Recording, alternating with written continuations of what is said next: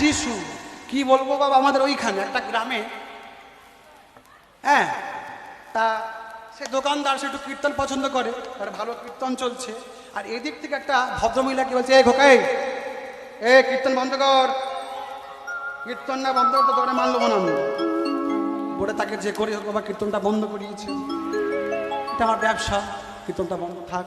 তা যেই কীর্তনটা বন্ধ করেছে বাবা, বন্ধ করার পরে বলছে তাহলে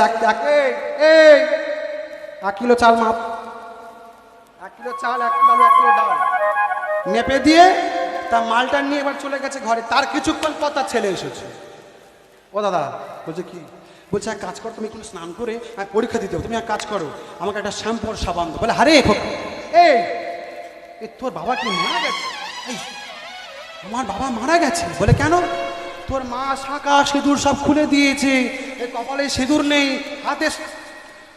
ও দাদা আর বলিস নি রে, দাদা আর বলিস নি, সংসার জ্বালাই জ্বলে গেলাম। বলে কেন? বলে জানিস কোথা থেকে কোথাকার বৌদিরা এসে, দিদিরা এসে আমার মাকে এমন ব্রেন ওয়াশ করেছে, গোবিন্দর নাম ভুলে গেছে।